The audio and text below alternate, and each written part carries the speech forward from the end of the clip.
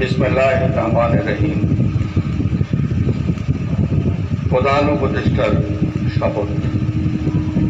আমি মোহাম্মদ ইউনূস সশ্রদ্ধ চিত্তে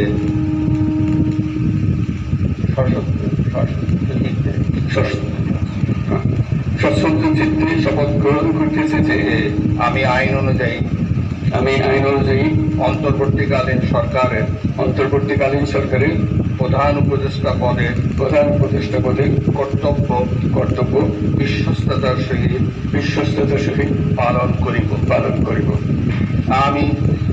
আমি বাংলাদেশের প্রতি অকৃত্রিম বিশ্বাস ও আনুগত্য পোষণ করিব। আমি সংবিধানের রক্ষণ সমর্থন ও নিরাপত্তা বিধান করিব এবং আমি ভীতি বা অনুগ্রহ অনুরাগ বা বিরাগের বশবর্তী না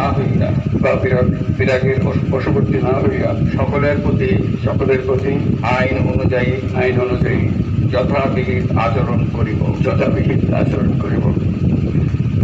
এবার মাননীয় প্রধান উপদেষ্টাকে গোপনতার শপথ পাঠ করার জন্য মহামান্য রাষ্ট্রপতিকে বিনীত অনুরোধ জানাচ্ছি।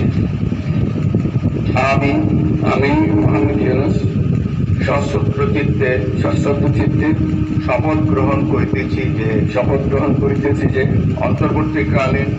অন্তর্বর্তীকালীন সরকারের প্রধান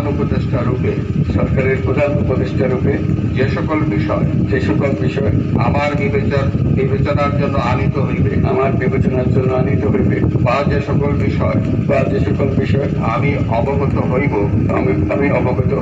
তাহা প্রধান উপদেষ্টা রূপে যথাযথভাবে আমার কর্তব্য পালনের প্রয়োজন ব্যতীত প্রত্যক্ষ বা পরোক্ষভাবে কোনো ব্যক্তিকে জ্ঞাপন করিব না বা কোনো ব্যক্তির নিকট প্রকাশ করিব না।